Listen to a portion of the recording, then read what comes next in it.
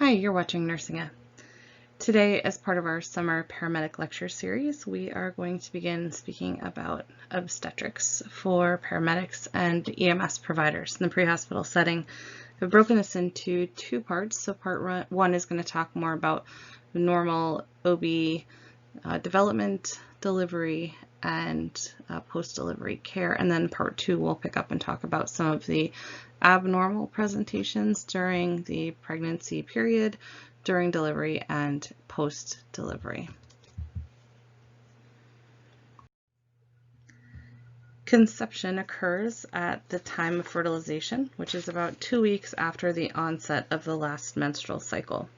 A full-term pregnancy is about 40 weeks long, including those 2 weeks from the last menstrual period. So in reality, the day that a person gets pregnant, they're technically 2 weeks pregnant.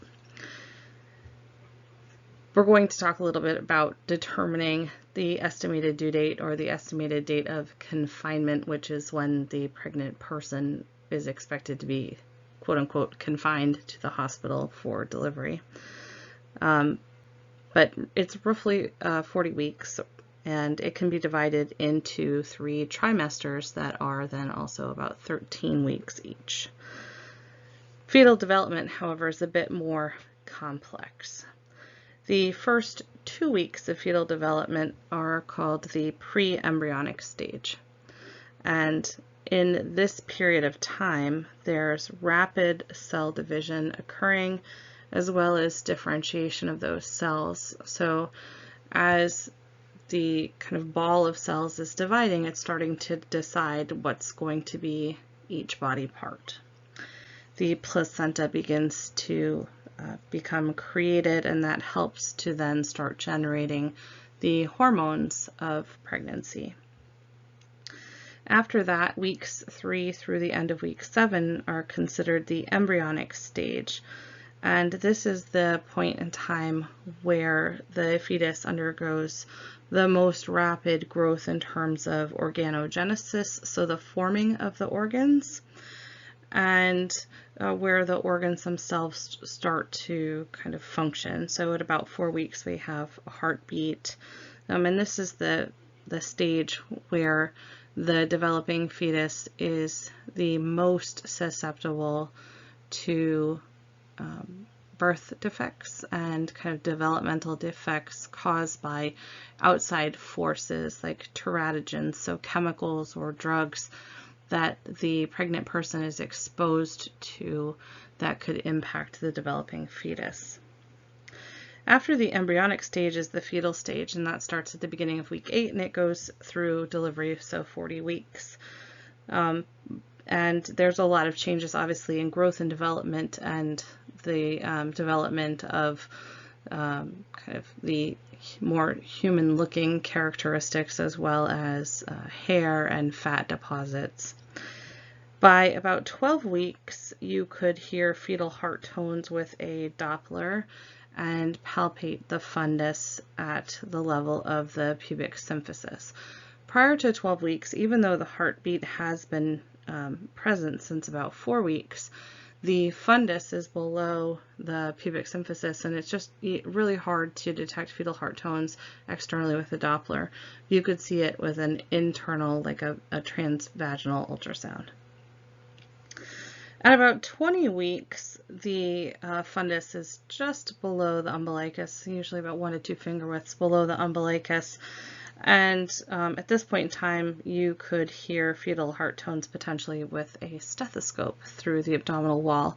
And some of that depends on the location of the fetus and the placenta, as well as the size of the pregnant person. We consider 24 weeks where the fetus starts to practice breathing as really kind of the age of viability. If for some reason the pregnancy is terminated because of a defect or a problem prior to 20 weeks, we would consider that a spontaneous abortion. And after 20 weeks, we would consider that then like, a stillborn. So kind of the 20-week mark is the point in time where we would go up to labor and delivery versus like stay in the emergency room. But babies born between 20 and 24 weeks have a very low chance of survivability. Babies born after 24 weeks have a much higher chance of survivability, still very small. And then, babies born obviously closer to full term have a much greater chance of survivability without any need for resuscitation and fewer complications. By about 38 to 39 weeks, the lungs have matured.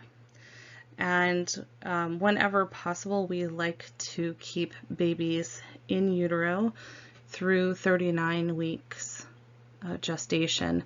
This helps decrease the likelihood of lifelong respiratory problems like asthma. In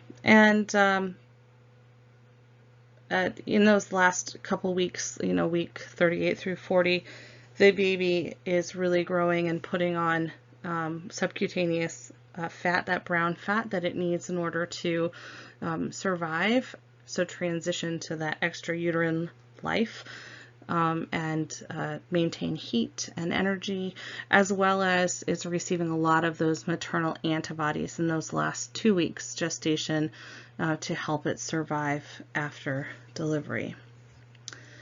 So in terms of terms that we use as far as developmental age goes, babies who are born prior to 32 weeks are considered very premature. You are considered premature if you are born between 32 and 34 weeks, so that would be like 33 weeks and 6 days.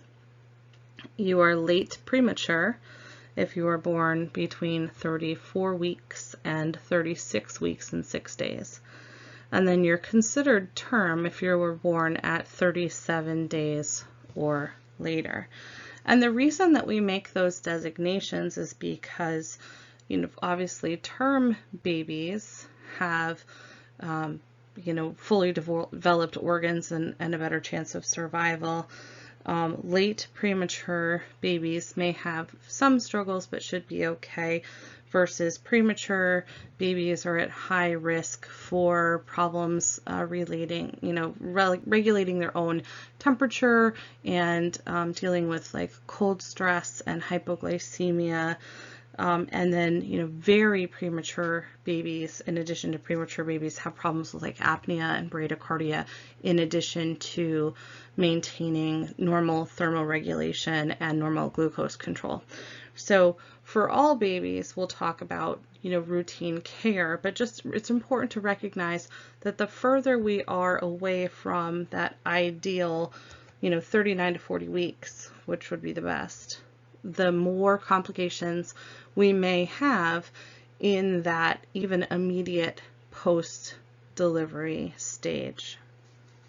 And then we have post-term babies who are greater than 40 or 42 weeks who present another whole host of problems, like being too large and causing trauma and tears and bleeding and postpartum hemorrhage and things like that after they are born. And potentially having, problems with glucose regulation. So ideally, they should listen and they should be born on time. Fetal circulation differs from extrauterine circulation, and when I use that term, I mean outside of the uterus. So fetal circulation operates as a series of bypasses or shunts that allow for perfusion of the developing fetus without stressing the growing organs. The umbilical vein, which is shown here in red, returns oxygen and nutrients to the fetus from the placenta. It bypasses the fetal liver through the open ductus venosus, where it then becomes part of the inferior vena cava and delivers oxygen-rich blood to the right atrium of the heart. And by bypassing the liver, the fetal liver is not responsible for filtering out everything that the pregnant person has eaten or had to drink or has been exposed to. So that's good in a way. It lets the liver rest and doesn't force it to do all of that toxin cleaning work. From the right atrium, blood then can easily travel through the open foraminal valley, which is the shunt from the right atrium to the left atrium. So in the fetal heart, we have a right to left shunt, which is very unique. So we move blood easily from kind of what's normally the lower pressure system to the higher pressure system, but in this case, we're moving easily from right to left. And this allows blood to bypass the lungs, right? So the majority of blood in fetal circulation does not go through the pulmonary vasculature, which is good because that would cause, too much pressure in those pulmonary vessels. In addition, then any blood that makes it into that right ventricle that is then pumped out into the pulmonary artery, rather than going out into the arterioles, into the capillaries, most of it bypasses the pulmonary vasculature and is shunted into the aorta through the ductus arteriosus. So the series of 3 shunts we have are the ductus venosus, which bypasses the liver, the foraminal valley, which allows for right to left shunting from the right atrium to the left atrium, and then the ductus arteriosus, which bypasses the lungs. Again, this allows our heart and our lungs and our liver to not be very stressed and to kind of grow without extra work. Now, once we've used this blood, so we've circulated it around the body, it becomes deoxygenated and nutrient and depleted, and it also picks up the wastes, and then that is circulated back to the placenta away from the fetus through the 2 umbilical arteries. Right, and then the placenta does its job of exchanging oxygen and nutrients and gases and wastes.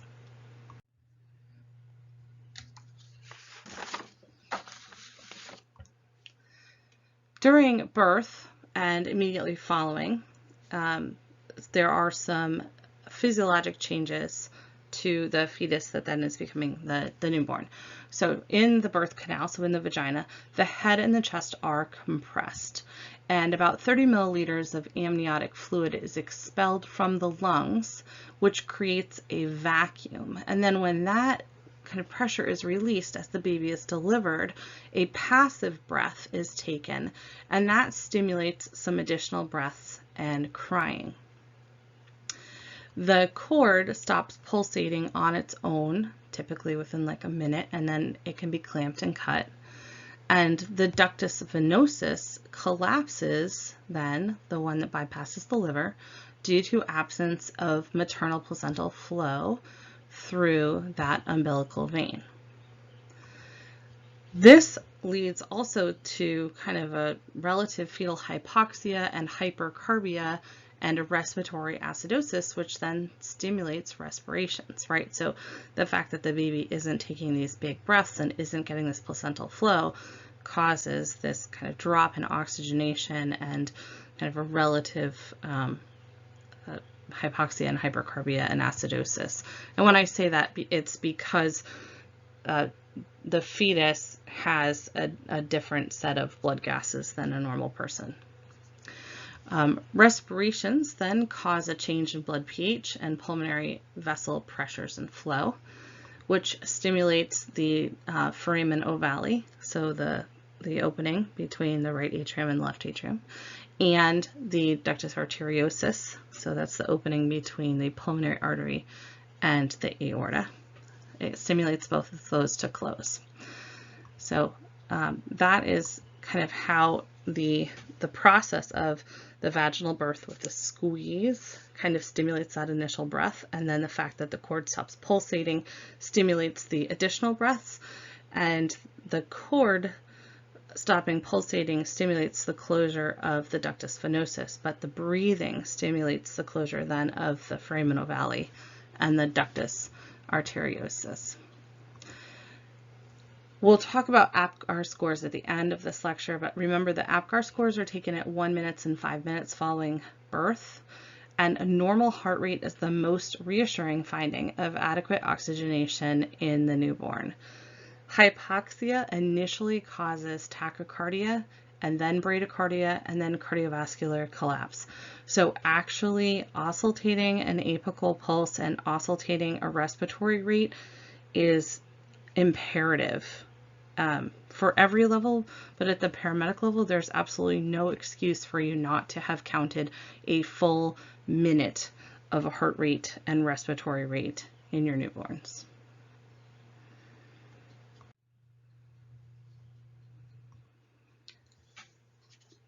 So let's talk about the organs that develop to support fetal development. And these are kind of anatomy and physiology changes that occur in response to pregnancy on the fetal side of things. So this includes the placenta, the umbilical cord, the amniotic sac, and the amniotic fluid.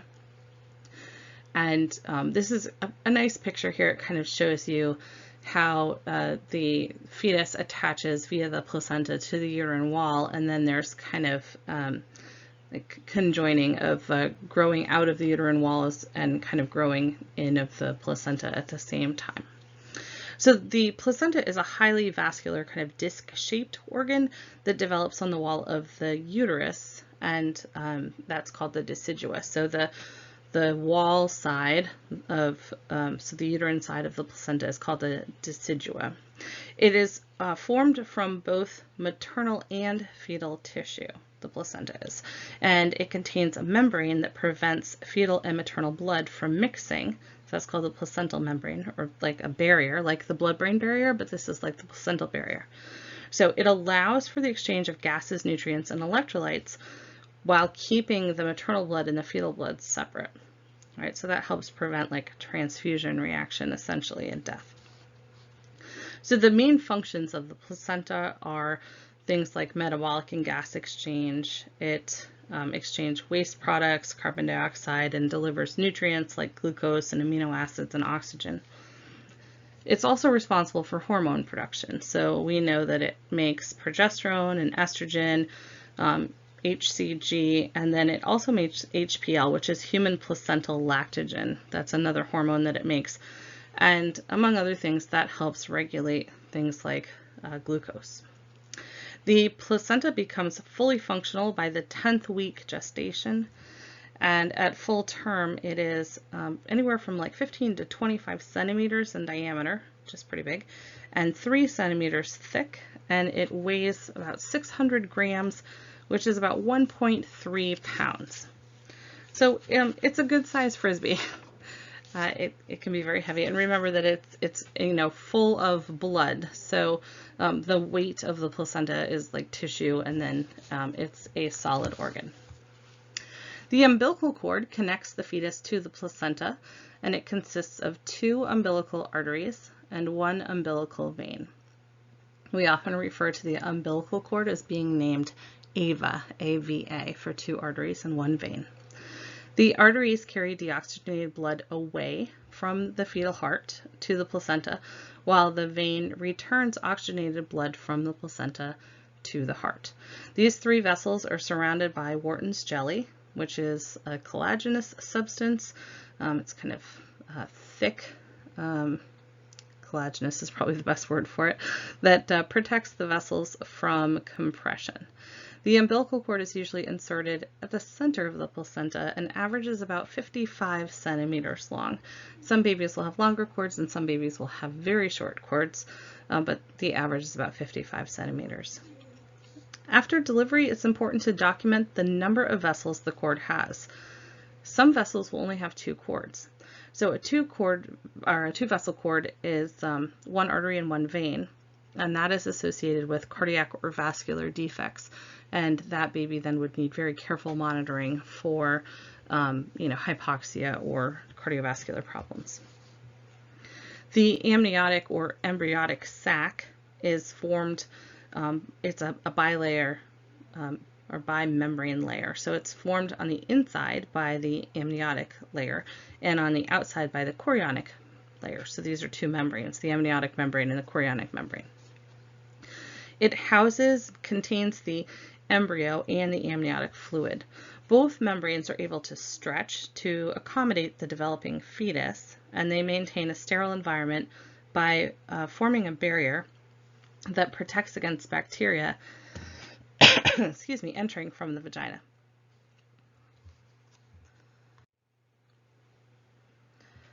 The amniotic fluid within the sac is clear. It's mostly water, but it also contains things like proteins, carbohydrates, lipids, electrolytes, fetal cells, and lanugo, which is that fine downy hair that covers the body, and vernix caseosa, which is like a white waxy coating that kind of protects the fetus while it's in the water so it doesn't look like a little raisin when it gets delivered.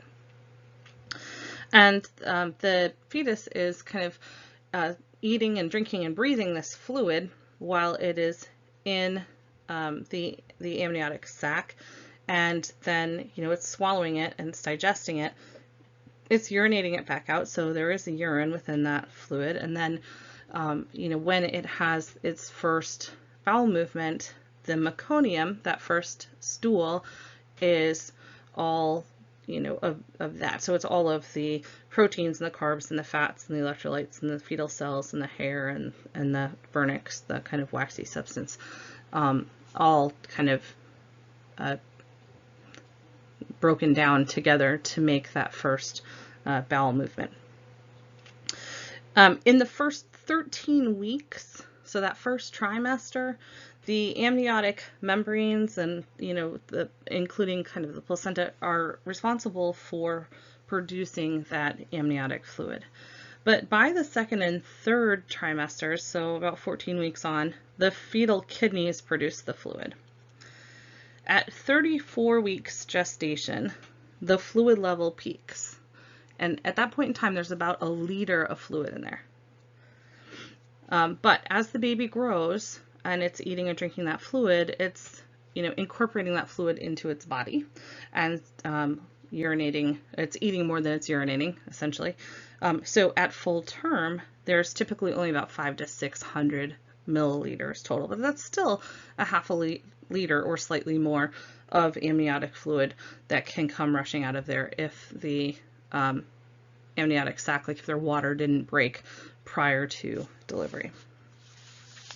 The roles of then the amniotic fluid within the sac are to cushion the fetus to help protect it from harm.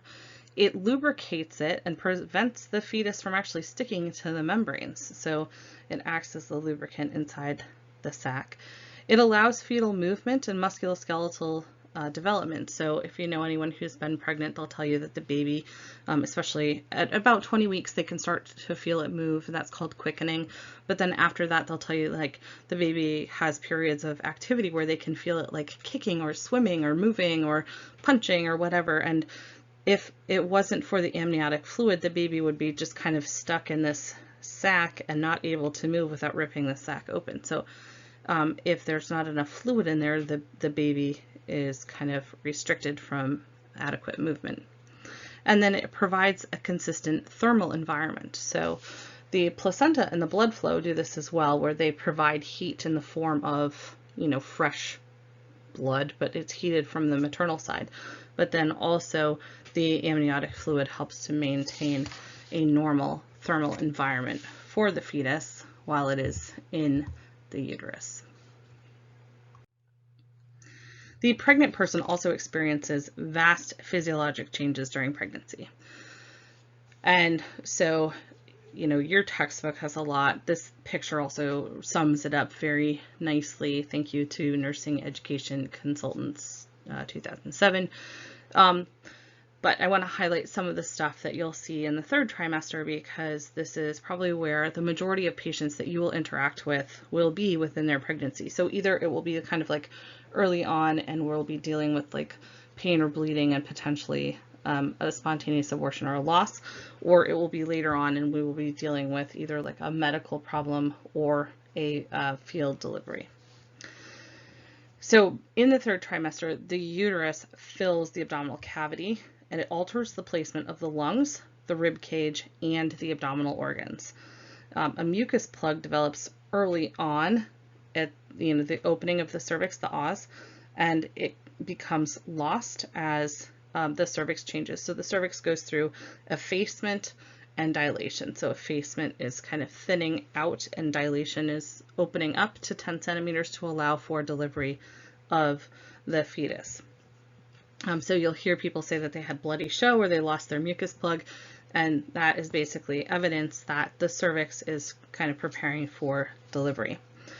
Cardiac output increases 30 to 50%, and that peaks at about 30 weeks.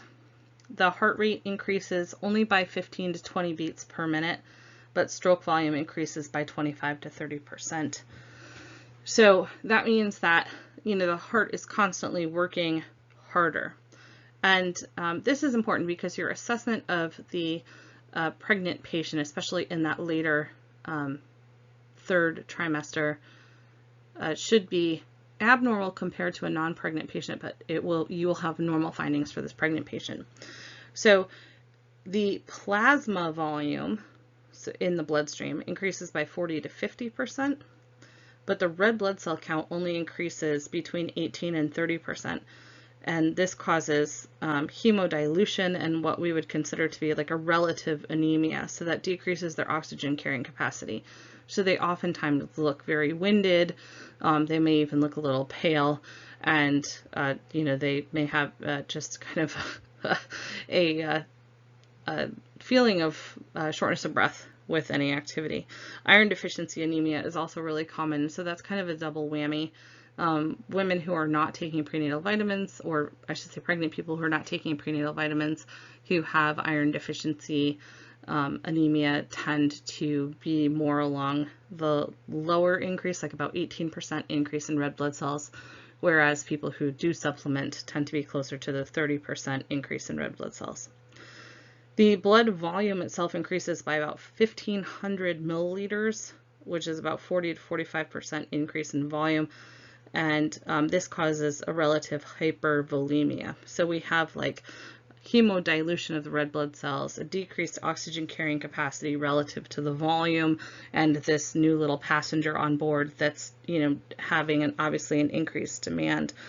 But then the heart is being forced to work harder. So the heart enlarges slightly, and because of the large abdominal passenger, the heart is forced to shift upward and laterally, and oftentimes we'll see like a right axis deviation on a 12 lead, and that's normal. A systolic murmur or an S3 are both normal findings, especially later in pregnancy. Hypercoagulability, peripheral edema, and decreased activity are also things that occur as kind of side effects of later term pregnancy, but those all increase the risk of a deep vein thrombosis or venous thromboembolism, so a clot in the legs, and that then puts them at a very high risk for a pulmonary embolus. So if you have a pregnant patient who has tachycardia with hypoxia, and about 40% of them may or may not have chest pain, that you should have a high index of suspicion for a pulmonary embolus, because being pregnant is a risk factor. The respiratory system has about a 20% increase in oxygen demand due to an increase in basal metabolic rate, and the body compensates for this by increasing the tidal volume up to 50%. So they're going to be breathing more deeply rather than more quickly. So the respiratory rate itself only increases slightly. So a normal respiratory rate for a pregnant patient is usually between 16 and 24. Respiratory alkalosis, then, from having a slightly elevated respiratory rate, helps to promote removal of the carbon dioxide from the fetus. And so there's actually like a physiologic purpose for having a slightly increased minute volume or slightly elevated respiratory rate and tidal volume. The kidneys are very susceptible to positional renal flow. So when we talk about putting the patient in left lateral recumbent position, it maximizes renal flow as well as cardiac output and blood pressure. Interestingly, even though pregnant people tend to seem to need to go to the bathroom all the time, there is an increase in total bladder capacity, which increases the risk of urinary stasis, which then increases the risk of urinary tract infection. And this can then progress to a pyelonephritis, or an infection in the kidneys. And we know that urinary tract infections can actually trigger preterm labor. In the GI system, during the later part of pregnancy, hemorrhoids, gallstones, gastric reflux, and slowed peristalsis are common.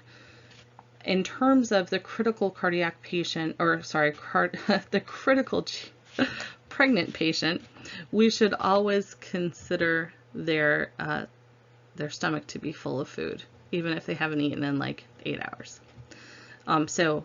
Vomiting and aspiration is always a high risk. And then the musculoskeletal system. So altered posture and center of gravity. And this is due to the hormone relaxin that helps allow for increased stretching of the cartilage so that the pubic symphysis can stretch and delivery would be more easy.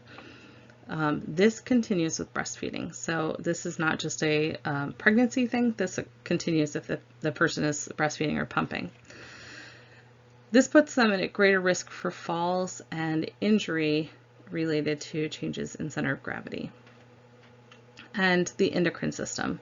So the placenta is responsible for making the estrogen and the progesterone, the HCG and the HPL. But we also know that pregnant patients oftentimes have problems with their thyroid. They're at risk for developing gestational diabetes.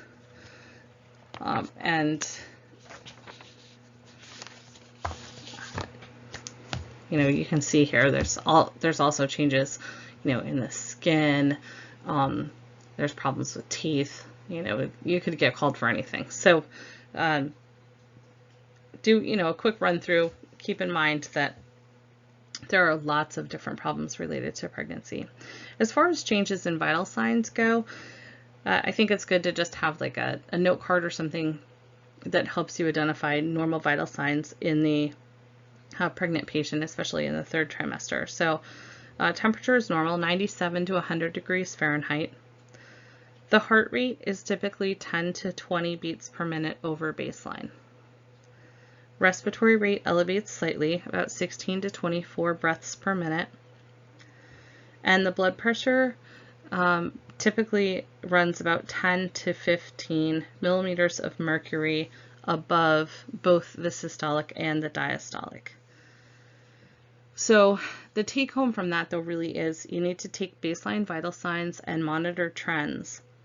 Tachypnea, tachycardia, and hypotension are still bad in the pregnant patient. So at no point in time should we assume that signs and symptoms of hypovolemic shock are normal in the pregnant patient. And remember that you have a passenger who also will be impacted by hypoperfusion. So let's talk about assessment and management of the normal obstetric patient.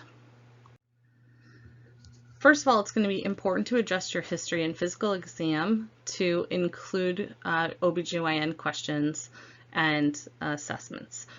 Consider the cultural norms for the patient that you're assessing when gathering the history, and try to be respectful of certain requests to cover or not uncover certain body parts. If you have a certain religion or ethnicity and they want their partner to be involved or even in control of the conversation, then that is fine as well. You always want to ask about the number of times they've been pregnant, the number of deliveries they've had, and the number of pregnancies that they have lost or terminated. And then you want to determine how far along they are in this pregnancy, if they've received any prenatal care, and prior deliveries. And then anything else you should know, like have there been any complications? Are there more than one fetus in there. That would be important to know. You know, if they had a prior delivery, you know, were there any complications and how long did it take? To time contractions, you want to time from the onset of a contraction to the time it stops, but then continue timing to the onset of the next one. So we want to know frequency and we want to know duration, right? So if we were to draw contractions like this,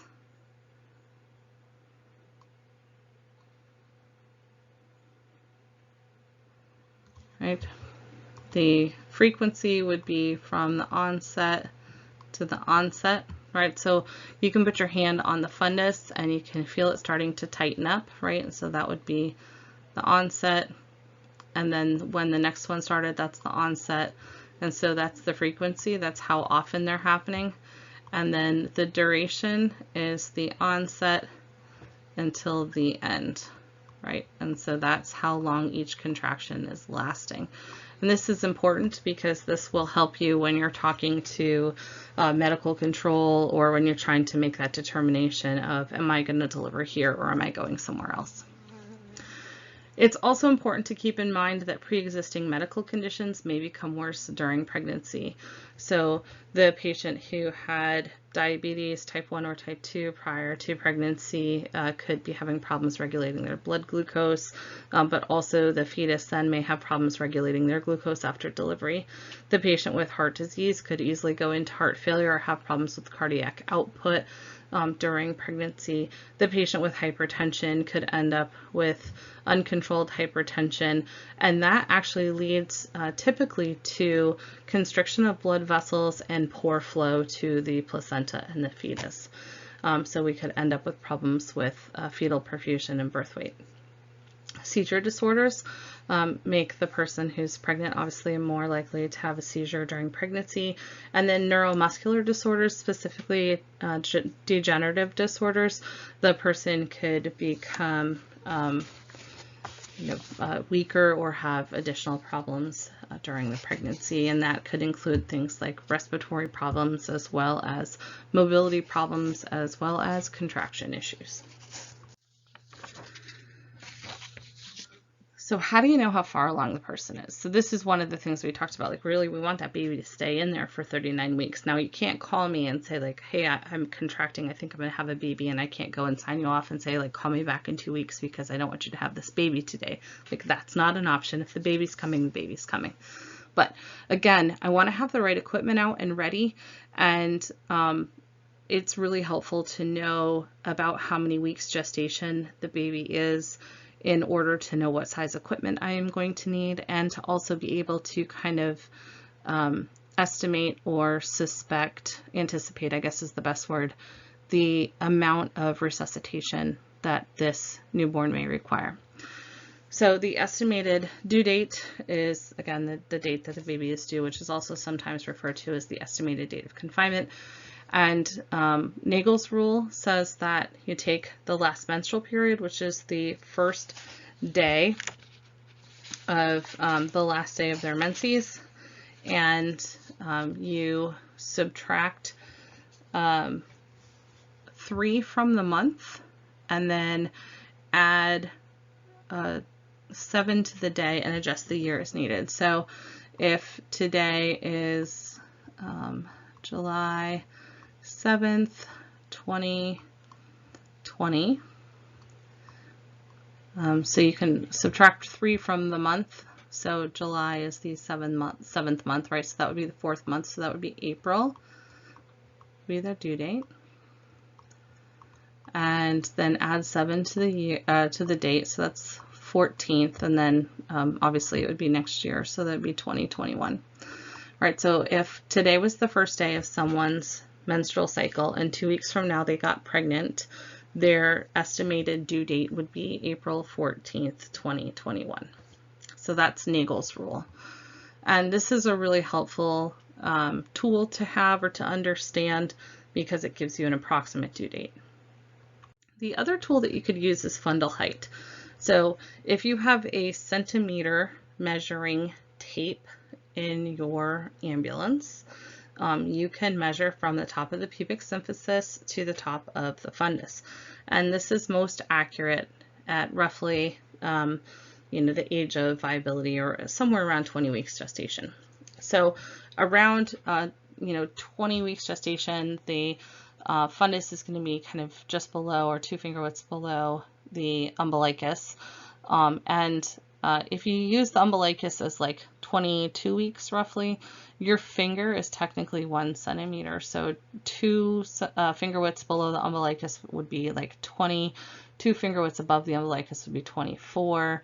And then, four more finger widths above that would be 28. But so you're kind of measuring with your ruler, or your tape measure, from the top of the pubic symphysis to the height of the fundus. One of the reasons that we use this in practice is if somebody comes in and, the last time we checked them, they were at, 20 weeks, and we come in and it's 4 weeks later and we expect them to be at 24 weeks, and now they're like at 18 weeks, that means that there may have been like a fetal demise or a problem. So we use that tool also to just kind of estimate how well the baby is growing. In the back of the truck, though, it gives us, if somebody says, I had no idea I was pregnant and now they're in labor, it gives us a rough estimate of how far along they are. One of the things that I do want you to recognize with this is that this really only works from about 22 to 36 weeks, right? So this really only works in a shorter time frame. So at about 36 weeks, you're at the xiphoid process, and then the baby drops, right? So from about 36 to 40 weeks, the fundus actually falls back down a little bit. So it doesn't matter. I mean, what's really important is if the fundus is up at the xiphoid process, we have a full term baby, and that makes us happy, right? If you're feeling that fundus somewhere like halfway between the belly button, the umbilicus, and the xiphoid process, now you're talking somewhere like, 28 to 30, 32 weeks. That makes us really not happy, right? That's a preterm baby, and we don't want to deliver those in the field. So that's kind of where you can estimate fundal height. Like you can kind of say like 22 at the belly button, 36 at the xiphoid, and then kind of think about your landmarks in between if you don't have a centimeter ruler. So how do you decide if you're going to deliver on scene or transporting? Well, I'm glad you asked. There's 3 stages of labor. So in the first stage, basically the body is preparing to deliver, and this is the longest stage of labor. This can take a really long time, like sometimes days. At this point in time, contractions are, they become more regular, they get closer and closer together. The patient's water may have broken, they may or may not have, bloody show. But basically what's happening at this point in time is the cervix is dilating and effacing, and labor technically is contractions that are effective enough to cause cervical changes, right? So do we do cervix exams? No, we don't do any intravaginal anything in the field, right? So how do we know that this is happening? We don't. But really the take home is that if somebody just had contractions that just started, chances are they're still in stage 1. If they call you and they say, I've been contracting for like 18 hours and now my contractions are right on top of each other and I feel the urge to push, or you look and you see a head or another body part, or you see bulging or crowning, then that's a pretty good indication that that cervix has completely, dissolved, like it is completely faced and dilated, it is gone, and that head is right there. Okay, so stage 2 is actually expulsion of the fetus, right? So delivery of the newborn. And then stage 3 comes later, and that's delivery of the placenta. And then there's technically a 4th stage, which is recovery. So the signs of imminent delivery, how you know that you need to stay. Your main task in evaluating the expectant mother is to determine if delivery is imminent, right? So we're going to time those contractions. We're going to kind of feel fundal height, things like that. if you say like, yes, this is imminent, then it's likely that the baby will be born within a few minutes and there's no time for transport. It's okay at this point then to expose the abdomen and the genitalia, but taking precautions to maintain modesty. Visually inspect the abdominal and vaginal areas for bleeding or crowning, and prepare for immediate delivery if you observe crowning, right? So kind of bulging of the perineum or crowning where you can actually see the scalp or the head of the baby. Contractions are less than 2 minutes apart, so kind of like onset to onset is less than 2 minutes and they're occurring regularly. If there's rectal fullness, so they feel like they need to have a bowel movement, or if they have a feeling of imminent delivery and they need to push. So 2 patients who you should never let go to the bathroom are your cardiac patients who need to have a bowel movement and your OB patients who need to have a bowel movement. And for both of those, you just smile and you say, it's okay, you can go right here. So what do we do to prepare for delivery? So if your partner is like my partner and this is the last thing they'd like to do, they just want to run and boil water, and that's not okay. So you need your partner. They can go get the equipment, but they're not going to be released to go sit in the other room. Once you've determined that a field delivery is imminent, you should get your OB kit, put on your sterile gloves, gown, and eye protection. So again, 500 milliliters or more of warm, wet, sticky fluid mixed with blood and potentially feces that is not yours. PPE is pretty critical here. Position the mother on her back, legs drawn up, or if she wants to be on all fours, or if she wants to squat, or she wants to be on her side, right? Like whatever's comfortable for her, especially if she's had other pregnancies and deliveries and she knows what position she wants to get in. Supplemental oxygen can't hurt. You can also start an IV and give fluids. That also won't hurt. And then prepare the infant resuscitation equipment. So in addition to the OB kit, you need a stack of towels. You need the foil bunting or whatever you're going to wrap the baby in, and you need the neonatal resuscitation equipment out. And I can tell you that you do not want to be caught without having that stuff ready, because the run to the ambulance and back again will feel like the longest marathon you've ever run in your life or your partner if you don't have it ready when you need it. So you're going to encourage the mother to breathe deeply between contractions. We want to let her push when she feels the need to push, or let the person who's pregnant push when they feel the need to push. As the baby crowns, you're going to support the perineum with a gentle pressure. So remember, the perineum is the skin between the vagina and the rectum. So just think about like it's kind of like a diamond shape. You just want to put some gentle pressure there to avoid kind of an explosive delivery of the head that would cause that to lacerate or tear. If that amniotic sac did not break already, it's just 2 thin membranes, so you could rupture it with your finger. You can just kind of like pinch and twist. Once the head is delivered, then you want to run your finger around the neck to see if the nuchal cord, or if there is a nuchal cord, if that's present, and if so, you want to try to reduce it.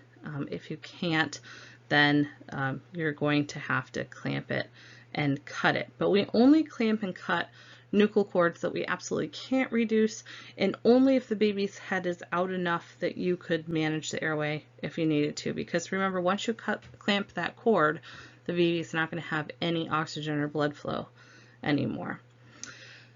So once you're in that position, so you can kind of see here, I put some pictures here to show you, but the baby kind of does its own thing. So it's kind of all curled up. Hopefully it's in the right position and not, you know, posterior, but the baby comes down, it rotates its head to make it through the pelvis, and then as the head comes through, it will kind of extend the head, like lift the chin up to make it through the pelvis, and then that's the point in time where you'll check for the nuchal cord, and then the baby will rotate its head to the side. So usually they're born kind of face down, but the body is sideways. So they kind of turn their head and deliver their head. And then they'll rotate their head to the side, right? So reduce that nuchal cord if it's there, if you can. And then with the next, so let mom rest.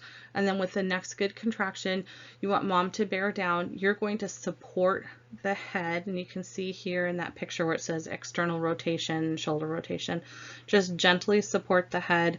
And I tend to actually hold more up towards the shoulders even, but just guide that top shoulder down so that top shoulder has to clear the pelvis, the pubic symphysis.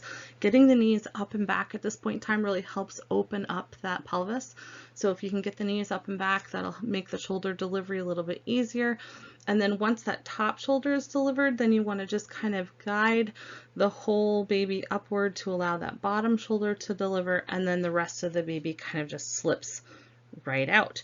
So caution, babies are very slippery when wet because they're covered in that vernix caseova, and they're kind of waxy and wet and slippery. And then the amniotic fluid also has the fats and the proteins and the sugars and everything in it, and that's also sticky and slippery.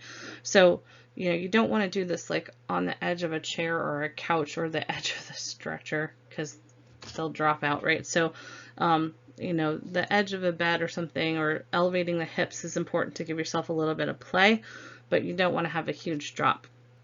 And then as soon as they're out, you want to keep the baby level with the perineum and just start drying it off. So once the baby is delivered, you want to just dry, and keep drying. So I like to just have kind of a stack of towels and pull one out and dry with the next one, pull that one out, dry with the next one, pull that one out, dry with the next one.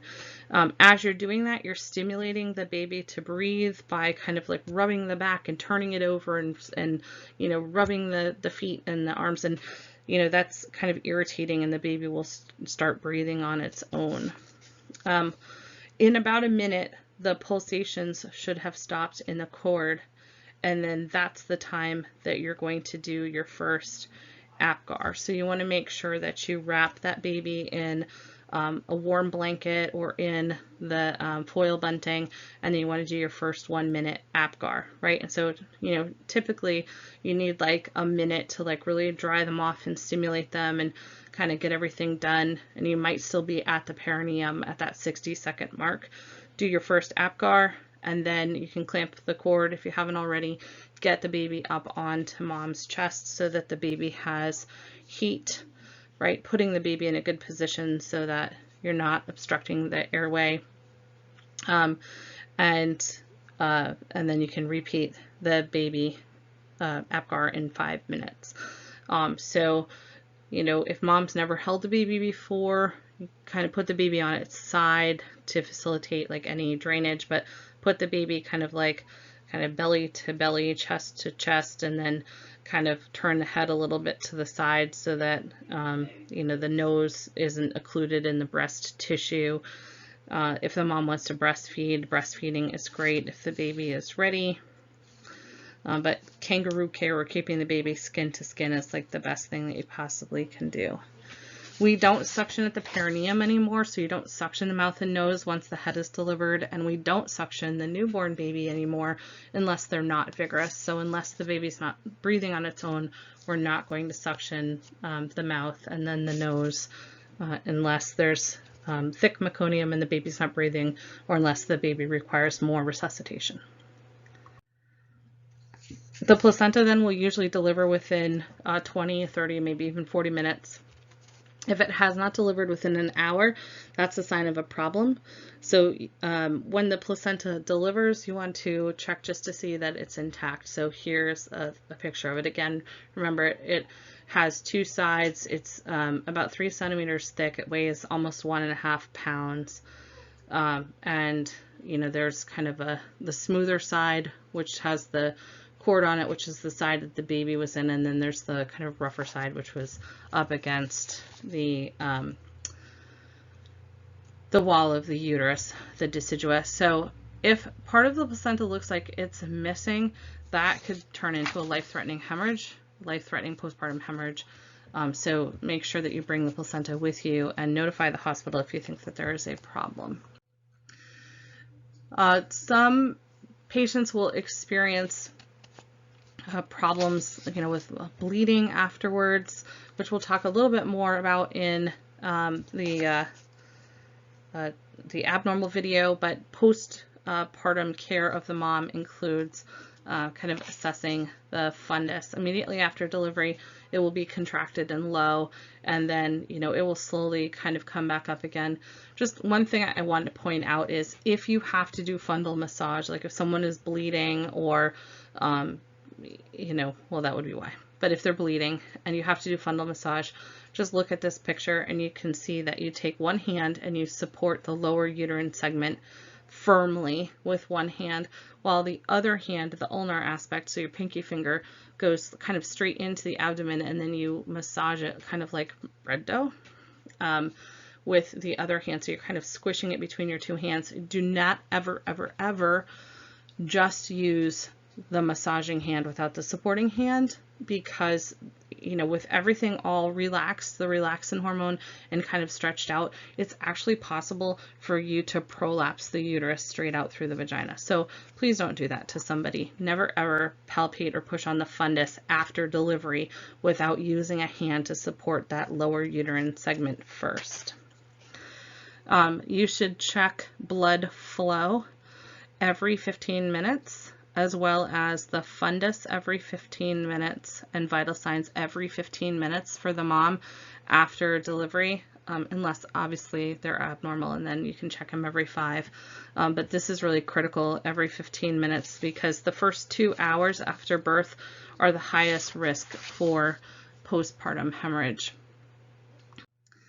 Postpartum care of the newborn includes, as I said, drying, keeping them warm, positioning them skin to skin on mom, but being careful not to put the nose flat against the skin.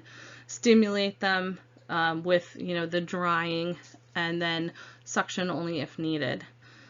Clamp the cord once it has stopped pulsating. You may cut the cord if you need to for resuscitation, or if the family would like you to. Sometimes they'd like you to wait until they get to the hospital so a family member could cut the cord, and that's fine. Also, just bag the placenta and make sure it's not pulling on the baby. So skin to skin with mom, Apgar assessments at 1 and 5 minutes, and monitor for meconium staining. Meconium staining on the body of the newborn without any evidence of it getting into the mouth or the nose just means that during the delivery it had a bowel movement. That's no big deal. We're okay with that. If the baby has meconium in the mouth or the nose, then that's going to require further assessment, and we'll talk about that in the next video. So the Apgar score is a numerical measure of their overall condition, and as I mentioned, that heart rate is the most important indicator of successful adaptation to extrauterine life. So the thing that we're the most concerned about is the pulse. Okay, and then the rest of it kind of goes along with whether or not there is a good pulse. A perfectly healthy baby will have a total score of 10, but usually 9, while many babies score 7 to 8 during the first minute. By 5 minutes, most babies will score 8 to 10. So this is a set of 5 things, and the scores range from 0 to 2. A total Apgar score of 7 to 10 means that the baby is adequately adapting to extrauterine life, so they have good cardiovascular output and respiratory function. A score of 4 to 6 means that they have some moderate depression and probably need a little extra stimulation and support.